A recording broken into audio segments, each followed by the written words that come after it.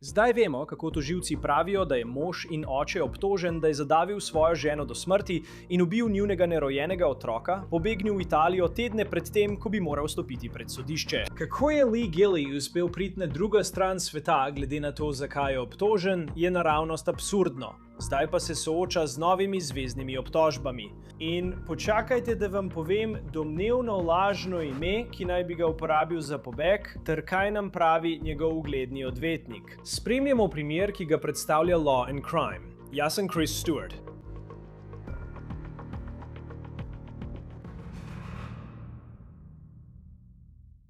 Lee Gilly naj bi stopil pred sodišče 29. maja.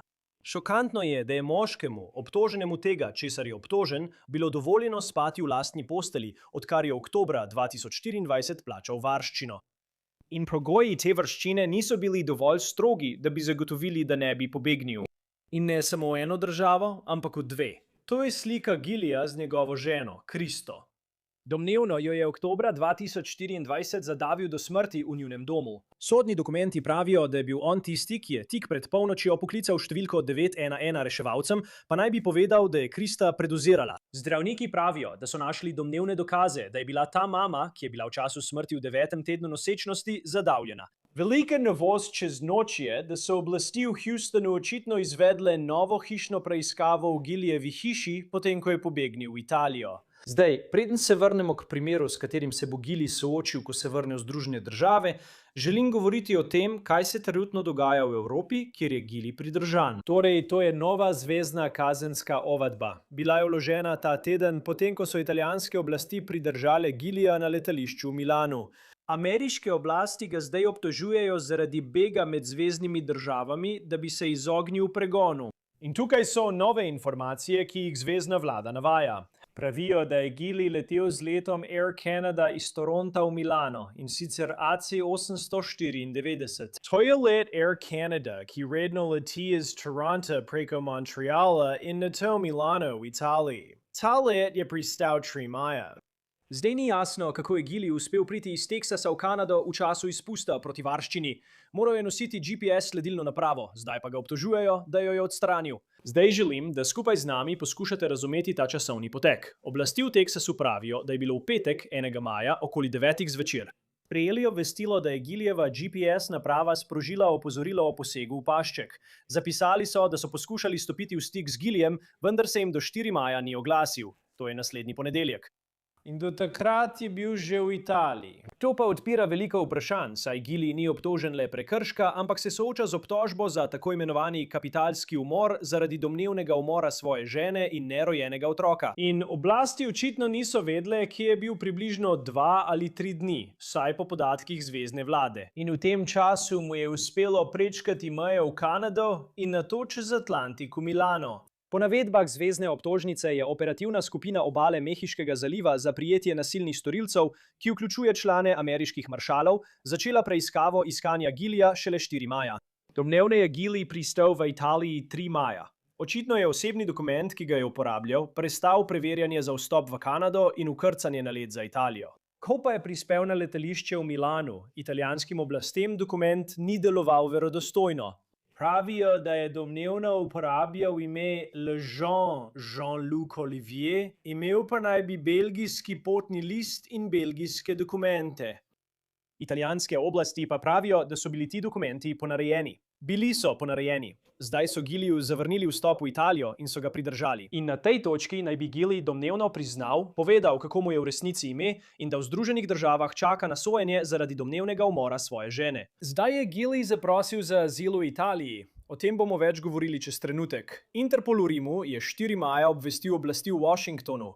Gilly ima zdaj uglednega zagovornika in ta odvetnik stoji ob svoji stranki. Čez trenutek vam bom povedal, kaj o vsem tem pravi. Preden pa pridemo do tega, želim govoriti o tem, kaj vse to pomeni za primer, s katerim se Gilly sooča tukaj v Združenih državah. Tukaj je slika Leeja, ko se je leta 2017 poročil s Kristo. Par je imel 2 otroka, po navedbah družine Kriste. Njihov 3. otrok je bil na poti v času njene smrti.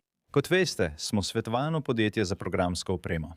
Pravkar sem pomagal prijatelju izbrati ponudnika programske opreme. Tukaj je video, ki smo ga našli na stari LinkedIn strani Lija, da si lahko predstavljate, kako se je ta moški predstavljal in kako je zvenel kot poslovnež, ki je delal v programski industriji. Toda tožilci so očitno pripravljeni predstaviti povsem drugačno sliko o tem, kdo je on, ko bo šel na sojenje. Pred nekaj tedni so tožilci vložili dokument, v katerem so opisali nekaj anekdot, ki jih bodo morda vključili v pričanje na sojenju. Tožilci pravijo, da je Lee marca 2024, približno 6 mesecev pred smrtjo Kriste, domnevno objavil na Redditu, da mu je, citiram, dolg čas v zakonu in da si želi študentko za prijateljstvo z ugodnostmi. Potem 7. oktobra, to je dan domnevnega umora Kriste. Tožilci pravijo, da je Lee kupil nov SUV Kia Telluride, ne da bi ona to domnevno vedela. Kasneje tisto noč je poklical številko 911 in rekel, da je predozirala. Dan Pri, torej 6. oktobra, pravijo tožilci, da sta dva prijatelja videla Leeja v lokalnem baru v Houstonu, kjer se je obnašal nenavadno. Ti prijatelji pravijo, da je Lee svojega mladega sina označil z žaljivim izrazom za ljudi, ki so geji. Potem dan prej so bili družinski člani na zabavi z Leejem in tudi oni so rekli, da se je obnašal odtujeno in nenavadno. Potem 8. oktobra, torej dan po Kristinem umoru, tožilci pravijo, da je Lee trdil, da ga, citiram, hočejo namočiti in da je tarča. Tožilci pravijo, da je trdil, da mora zapustiti državo in da mora to storiti zaradi sebe. Potem 10. Torej, nekaj dni po domnevnem umoru Kriste je Lee govoril o tem, da bi zapustil območje Houstona in dejal, da se želi vrniti v svojo rojstno Južno Karolino. In 12. je rekel, da se želi vrniti v Južno Karolino. To je isti dan, ko so ga policisti aretirali in obtožili umora Kriste. Tožilci pravijo tudi, da Lee ni dovolil svojim otrokom govoriti s Kristino družino. Morda pa je najbolj obremenilna anekdota, ki so jo predstavili tožilci, to, kar naj bi naredil leta 2023, saj tožilci trdijo, da je imel Lee takrat afero z žensko v San Diegu. Na to tožilci trdijo, da se je med aprilom in majem 2025 zgodilo nekaj novega. To je v času, ko je bil Lee na prostosti ob plačilu varščine in obtožen umora svoje noseče žene. Lee je stopil v stik z isto žensko, s katero naj bi imel afero. Tožilci pravijo, da se je z njo pogovarjal o načrtih za pobeg v Mehiko in druge dele sveta. Lee naj bi dejal, da lahko odstrani svoj GPS sledilnik. Prav tako naj bi se s to domnevno ljubico pogovarjal o poroki, da bi si pridobil novo identiteto. In to žensko je vprašal, ali pozna kakšno mehiško identiteto, ki bi jo lahko pridobil, da bi mu pomagala zapustiti državo. Pomembno je omeniti, da je istega meseca, ko tožilci pravijo, da je ta komunikacija potekala na več spletnih platformah, velika porota okrožja Harris obtožila Leeja Gillija za umor s posebej hudimi okoliščinami v primeru smrti njegove žene in nerojenega otroka.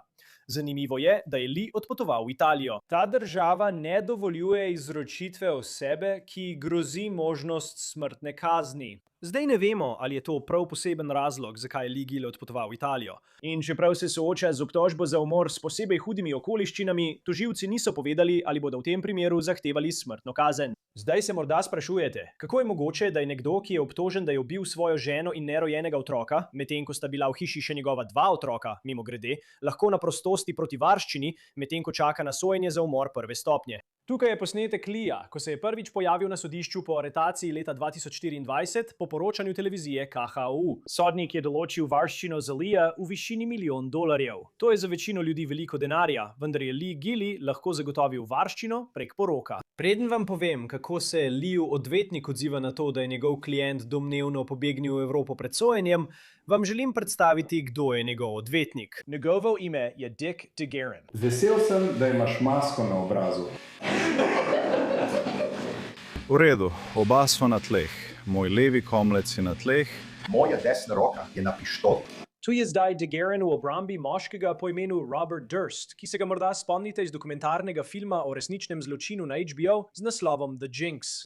V tem prizoru je DeGuerin prikazal, kaj naj bi se po besedah njegove stranke zgodilo, ko naj bi njegova stranka iztrgala pištolo svojemu sosedu, Morrisu Blacku. Durst je priznal, da je razkosal Blacka, vendar je bil oproščen umora zaradi pomanjkanja forenzičnih dokazov. Tisto noč, ko je Krista umrla, tožilci pravijo, da je Lee priznal, da sta se prepirala. Zapisniki prav tako kažejo, da je Lee povedal, da njegova žena ni imela zgodovine uživanja drog ali samomorilnih nagnjenj. KPRC poroča, da namerava Leejev odvetnik trditi, da je Krista umrla zaradi že obstoječega zdravstvenega stanja. De Guerin je prejšnji mesec vložil zahtevo, da se izjave, ki jih je Lee domnevno dal v noči, ko je Krista umrla, izločijo. De Guerin trdi, da je bil njegov klient vklenjen in zaslišan, vendar mu nikoli niso prebrali Mirandinih pravic. Potem, ko je Lee pobegnil v Italijo, nam je De Guerin povedal, da še ni govoril s svojim klientom v tujini, vendar poskuša stopiti v stik z njim. In za televizijo KPRC je povedal, da ga ne preseneča, da se bo Lee soočil s to novo zvezno obtožbo. In prav tako je povedal, da Gili tehnično ni bil sprejet v Italijo, saj so ga ustavili na carinski kontroli na letališču. Verjame, da bi lahko postopek izročitve potekal hitro in da bi se lahko potencialno vrnil v Združene države Amerike, kjer bi mu sodili, kar je po sodnih zapisih predvideno za 29. maj.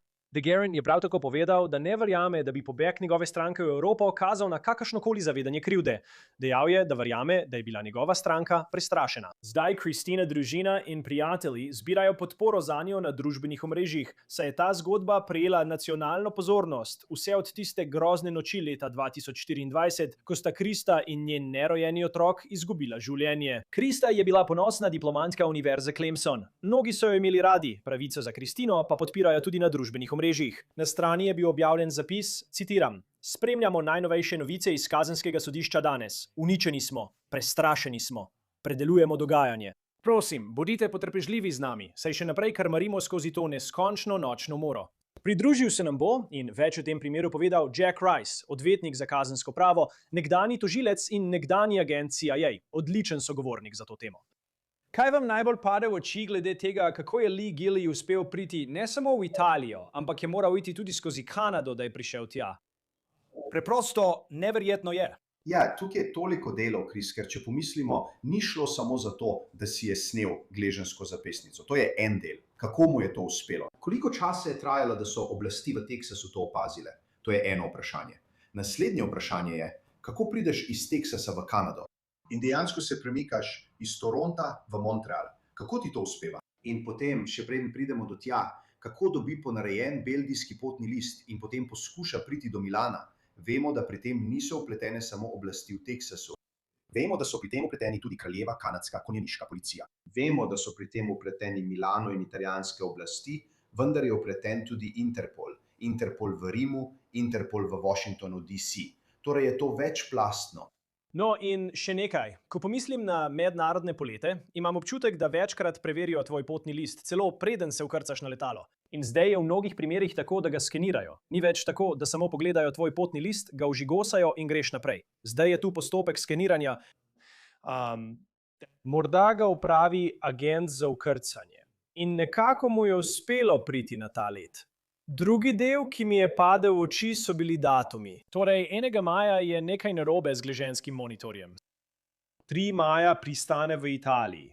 In potem 4. maja se sproži delovna skupina, ki vključuje ameriške maršale, da ga poskušajo najti. Kako to deluje? Glede na to, zakaj je obtožen, bi pričakoval, da bi takoj, ko gleženski monitor sproži alarm, začeli ugotavljati, kje je. Ja, brez dvoma. Mislim, to se je zgodilo tudi meni v karieri, ko so v mojih primerih odpovedale elektronske zapestnice za gleženj. In včasih se zgodi, da odpove povezava med tem, kje je bil moj klient in oblastmi. Kaj to pomeni? Kakšen je razumen odziv? Če so bile v preteklosti težave, včasih pokličejo in počakajo.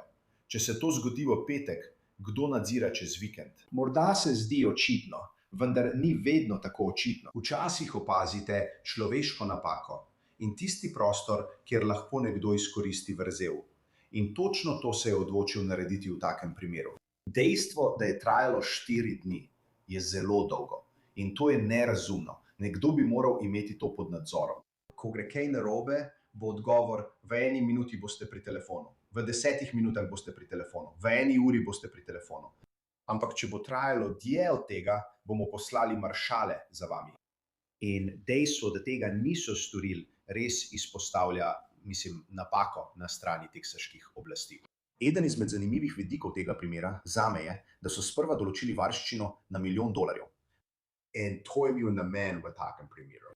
Obstajajo nekatere jurisdikcije, kjer ljudi dejansko ne izpustijo in jih tudi ni treba izpustiti z določitvijo varščine ali pogojev. Tega dejansko ne počnejo. Tukaj, kjer sem jaz, a to morajo storiti. To je pravzaprav ustavna zahteva, da morajo določiti znesek varščine. In hkrati imajo oblasti zagotovo določene obveznosti, če bodo nekoga pogojno izpustile. Ker ne pozabite, ne gre samo za to, da se pojavijo na sojenju in se soočijo z morebitnimi posledicami obtožbe. Gre tudi za skrb, ki jo ta oseba lahko povzroči, in za grožnjo, ki jo ta oseba lahko predstavlja državljanom v Teksasu ali, iskreno, v Kanadi ali v Milanu. To je pomembnejše vprašanje, ki si ga morajo ljudje zapomniti. In ob vrnitvi v Združene države mu bo izpustitev proti varščini zagotovo preklicana. Interpol je bil del tega. In na koncu, mislim, da tretjega, italijanske oblasti na milanskem letališču ugotovijo, da s tem potnim listom nekaj ni v redu. In potem prizna. Trdi, da prosi za azil. In potem Interpol na koncu pokliče Interpol v Washingtonu. In tako je ta zgodba pravzaprav nastala. Kako to deluje? Torej, kako poteka postopek pri osebi, ki je očitno, domnevno sama povedala, da ji sodijo ali da ji bodo sodili za umor, hkrati pa prosi za azil? Kako to deluje? Potem pa se novica nekako vrne nazaj. In kakšen klic je to moral biti za tožilce v okrožju Harris? Dobiš klic in rečejo, hej, imamo ga v Milanu. Kako se taka situacija sploh razreši? Ja, prva stvar je, ko dobiš klic v Teksasu, je odgovor, fant, smo pa res zamočili. In res smo. Zdaj pa na splošno o Interpolu. Lahko govorimo o potnih listih. In prej si omenil v najinem pogovoru, kako so potni listi danes izpopolnjeni. In kako sploh lahko dobiš potni list. V tem primeru je moral dejansko predati svoj ameriški potni list oblastem, da so ga izpustili. To ni bil ameriški potni list. Dejansko mu je uspelo dobiti ponarejen belgijski potni list. Tukaj se bom zdaj malo bolj oprl na svoje obveščevalne izkušnje. Če ste opazili, je imel tudi druge dokumente. Temu smo včasih rekli spremljevalna dokumentacija. In temu smo rekli spremljevalna dokumentacija, ker je to pomenilo, da bi lahko rekel, imam to, imam ono in imam še to. Lahko je vozniško dovoljenje, lahko je moj AAA kartka, lahko je račun iz lokalne restauracije. Morda je tam še kaj drugega, kar je dejansko v moji denarnici. In bi rekel, to je res čudno. Imel sem nekaj težav z svojim potnim listom. In zapomniti si morate, potni listi so sofisticirani, ne samo ameriški potni listi. Resnično, vsak potni list, še posebej evropski, je zelo kompleksen. Ne gre samo za uporabo različnih vrst osvetlitve. Iščejo določene varnostne elemente, ki so vgrajeni v te potne liste. Mislim, lahko vam povem, bil sem v Italiji v zadnjih nekaj tednih. In kar se mi je že zgodilo prej, je, da so me v zadnjih nekaj letih odvedli na stran, poglejmo, na Nizozemskem, v Stockholmu, Parizu, Pragi, ker pravijo, da imam predebel obraz. No, to je bil COVID in mislil sem, da to ni bilo prav prijazno od njih. Vsi smo že bili v taki situaciji, ja. Ja, ampak to je bilo dejansko res. In bistvo je, da ne gre le za pasti, ki so nameščene v teh potnih listih. Iščejo, da so vsi dokumenti skladni, hkrati pa posebej opazujejo osebo in njeno vedenje. In ena od stvari, za katero prejmeš usposabljanje, ko imaš opravka z Ministrstvom za domovinsko varnost, DHS tukaj, a se s tem ukvarjaš na mednarodni ravni, je, da iščejo vedenje, ki ni skladno. In to je eno stvari, na kateri je očitno delal. Ko so omenili druge dokumente, prepričal je nekoga v Torontu. Prepričal je nekoga v Montrealu, da je bil dovolj blizu in očitno je prišlo do neke vrste težave. Ampak to je tudi vzpostavilo, ali bi to moralo zadostovati. Ne, pa vendar zadostuje. Ampak če se vrnem tvojemu prvotnemu vprašanju, vprašanje Interpola. Interpol je fascinantna organizacija, ker ni imela sedeža tukaj. Je mednarodna organizacija. Začela se je pred približno 110 leti. In kar se je zgodilo je, da ima dejansko sedež v Lyonu. Toda kar so naredili je, da so ustvarili te povezave med prav vsako državo. In to res poudarja dejstvo, da obstaja medagencijski in mednarodni organizacijski pristop k takšnim problemom. In to res poudarja, kako pomembno je to. Mislim, lahko vas popeljem do preprostega primera, kot je Ted Bundy, prav? Se spomnite serijskega morilca? Težava, ki se je pojavila v primeru Tida Bundija v Združenih državah, je bila ta, da tudi takrat nismo dobivali sodelovanja in komunikacije med pristojnostmi. Tako so se v zvezni državi Washington, v Wyomingu, v Idahu, na Floridi dogajale stvari, pa nihče ni mogel priti do drugih in nihče ni vedel, kaj se dogaja. No, ugotovili so, da je to težava, podobno kot smo videli pri Interpolu. In tako v tem primeru, ko se je nekaj sprožilo v Kanadi, šlo to na Interpol. In potem je šlo v Rim, ker so vedeli, da leti v Milano. In tako smo imeli to medsebojno povezavo, ki je zagotovila, da ko gre kaj narobe, ko nekaj ne deluje, se vzpostavi povezava. Zato se je Interpol v Rimu obrnil na Interpol v Washingtonu, ker so iskali ameriškega državljana, saj so mislili, da gre za to, za kar mislijo, da gre. Torej je bila ta povezava, to mednarodno sodelovanje, ki se mi zdi tako ključno in res neverjetno, ko govorimo o soočanju z mednarodnim kriminalom. Ali pa soočanje s tistimi, ki bi lahko bežali pred obtožbami. Ne glede na to, ali so iz Teksasa, ali iz New Yorka, ali pa iz Pariza, ali iz Kopenhagna. No, in ko gre tudi za to, so bili nekateri dokumenti, in to je bilo preden je domnevno pobegnil, kjer so oblasti oziroma tožilci v dokumentu zapisali nekaj anekdot, ki naj bi jih predstavili na sojenju, ki naj bi se začelo 29. maja. Bomo videli, ali se bo to dejansko zgodilo. In dan po smrti njegove žene naj bi domnevno govoril o tem, da bi zapustil državo. Obtožujejo ga, da je imel afero leta 2023. In potem, ko je govoril s to žensko, pravijo, da je leta 2025 z njo govoril o možnosti iskanja osebne izkaznice v Mehiki. Torej, to je nekdo, ki je bil že na prostosti o plačilu varščine, kar običajno ne vidimo v primerih s smrtno kaznijo, in lahko spi v svoji posteli ponoči tudi z GPS nadzorom. In potem ima takšne pogovore. Je to nekaj takega? Ali ti je dovoljeno imeti takšne pogovore? Mislim, če si oblast in vidiš, hej, ta tip govori o tem, da bi zapustil državo, ampak tega še ni storil. To skoraj še bolj poudari, kako absurdno je, da mu je uspelo zapustiti državo. Ker to ne bi smelo biti tako. Mislim, vem, da gledamo na to za nazaj in beremo dokument, ampak zdi se, kot da je bil to tip, ki je o tem razmišljal že dolgo časa. Ja, to res še poveča grožnjo, ne? In pravi problem, ki pride s tem je, če pomislimo na pogoje njegove izpustitve, kaj je moral storiti? Moral je ostati v stiku. Moral je ostati na pravi strani zakona in moral je narediti še nekatere druge stvari. No, problem, ki se včasih pojavi, ko je nekdo izpuščen, je seveda ta, da če počneš nekaj, kar ni kaznivo dejanje. Vsekakor pa to izpostavi to vprašanje. Saj je lahko to sprejemljivo, ko gre za osnovno obtožbo, vendar pa to še ne pomeni nujno, da ste kršili pogoje izpustitve. Pravi problem pa je seveda v tem, da njegovo vedenje zelo jasno kaže na morebitno povečanje tveganja pobega. Zdaj, Pravzaprav, ko razmišljam o tem vprašanju, je ena od možnosti ta, da lahko v primeru določite varščino in sodnik lahko določi varščino v primeru, če pa se pogoji spremenijo, imate možnost, da zadevo ponovno predložite sodniku in ga prosite, naj varščino bodisi zniža ali zviša, odvisno od tega, na kateri strani ste, ter poveste, da so se pogoji spremenili od takrat, ko smo prvotno določili varščino.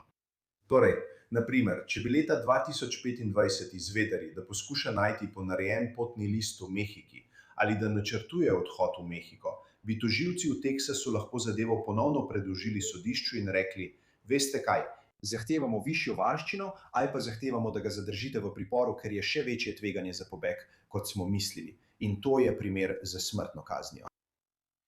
Dick DeGuerin je njegov odvetnik, odmeven odvetnik za obrambo. Veliko ljudi ga pozna iz sojenja Robertu Durstu, ima pa tudi veliko drugih znanih strank.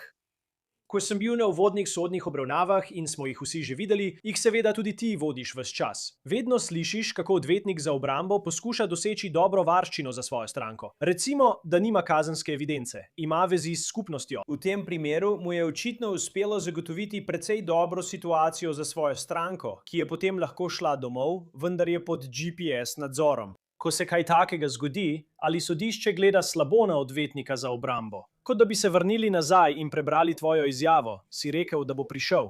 In v tem primeru je to nekoliko dramatičen primer, kjer gre v Evropo. Kako pa to izgleda? Vem, da kot odvetnik za obrambo narediš vse za svojo stranko, ampak kako sodišče gleda na odvetnika za obrambo v takšni situaciji? To je res dobro vprašanje. Ne vem, če me je to kdo kdaj vprašal.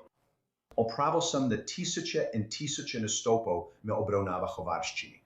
Ena stvar, ki jo moramo vedno upoštevati, pa je, da sodišču ne smemo lagati. Ne smemo ustvarjati prevare ali kaj prikriti sodišču. Torej, naprimer, če bi imel kakršnokoli vedenje o tem, da njegov klient načrtuje narediti X, Y ali Z, mislim, v trenutku, ko podaja zagovor, bi moral že takrat spremeniti način, kako je zagovarjal svojega klienta. Ali to meče slabo luč na zagovornika? No, večkrat sem vstopil na sodišče, kjer so me ljudje pogledali in si ustvarili mnenje o meni zaradi vrste klientov, ki jih zastopam. Imel sem veliko klientov, ki imajo trenutno primere umorov, več primerov umorov. In včasih vstopim na sodišče in se ukvarjam s tožilci ter sodniki, ki me opazujejo. V bistvu predvidevajo, da sem zaradi vrste osebe, za katero mislijo, da je moj klient, nekako zaradi povezave tudi jaz tak človek. In redno moram poskrbeti, da vsi v prostoru razumejo mojo vlogo. In včasih sem to naredil tako, da sem rekel, spoštovani sodnik, bodimo jasni glede mojega položaja tukaj. In to sem moral narediti tudi pri sodnikih. In mislim, da se tega zavedam šele zdaj, Kris, ker to počnem že tako dolgo, da sem redno pred sodniki, ki sem jih učil, kako biti pravniki, ko so bili še pravniški pripravniki. Ja. Prav, ko so bili na pravni fakulteti, sem jih dejansko učil, kako naj opravljajo svoje delo. In zdaj sem pred celo skupino sodnikov, ki se jih spomnim, ko so bili stari okoli 23 let. In veste, če govorimo o njegovem odvetniku Diku ali o mnogih drugih odličnih odvetnikih v mestu in po državi, verjemite mi, smo precej trdoživi. To udarce lahko prenašamo ves dan, ker je to pač naše delo.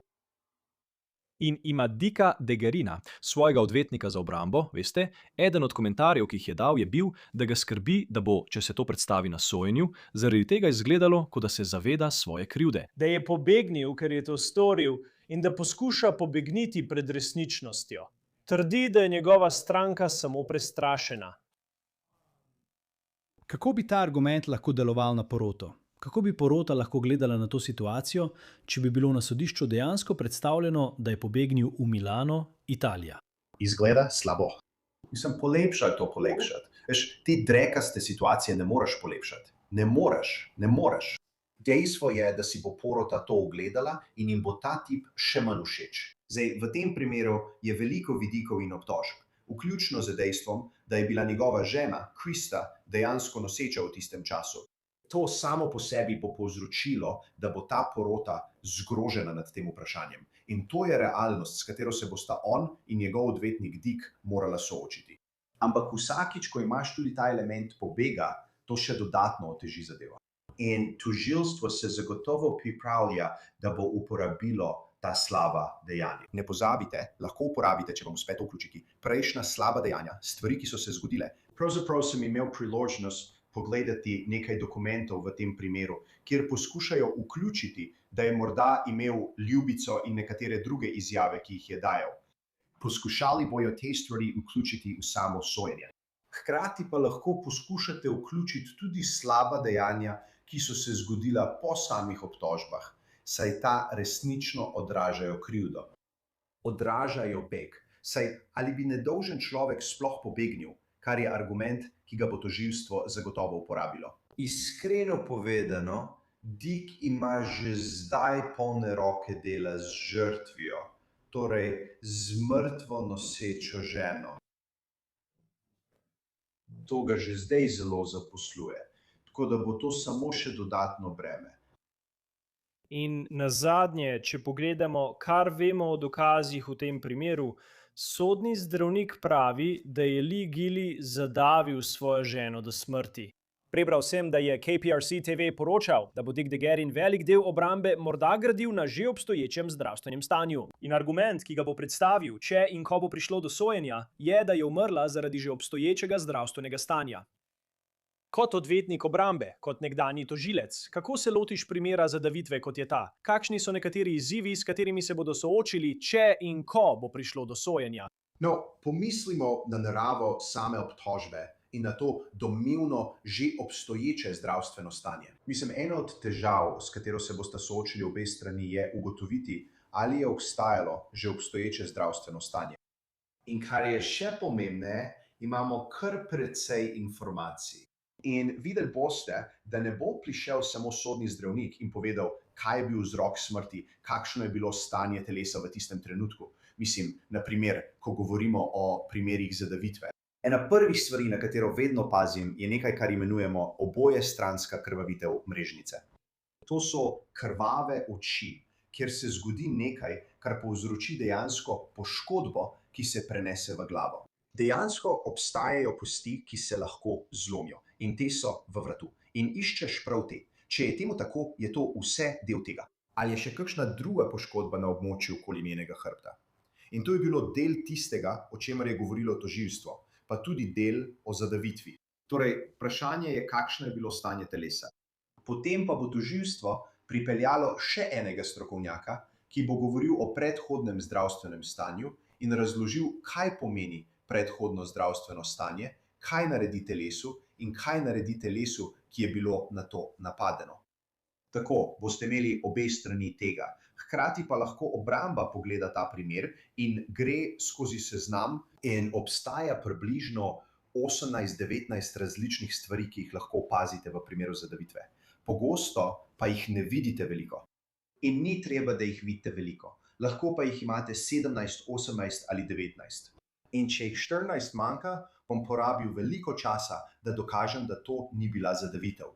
Ker nisem videl tiste krvavitve, se je ni nujno treba videti, ampak jo bom morda uporabil kot argument. Zdaj se lahko vrne glede na to, kar počne tožilstvo. In lahko uporabim svojega lastnega izvedenca. Del tega je vprašanje med izvedenci. In če v sobi ni bilo nikogar drugega, imamo samo forenziko, imamo samo truplo. In ni vedno lahko, ni tako lahko, kot si mislite. Ja, in bomo videli, kaj se bo zgodilo. Veliko oči bo uprtih v ta proces, ko se bo začel, še preden bo Lee Gilly odšel v Evropo. In zdaj bo veliko ljudi spremljalo, kdaj se bo vrnil in kako se bo stvar odvijala naprej. Jack Rice, vedno je odlično, da ste z nami na Law and Crime. Odličen pogovor. Hvala, ker ste bili tukaj. Res je bilo veselje, hvala. S tem zaključujemo oddajo On the Case, ki jo predstavlja Law and Crime. Naročite se na nas na YouTube in Spotify. Prav tako nas lahko spremljate na Peacocku. Jaz sem Chris Stewart, se vidimo naslednjič.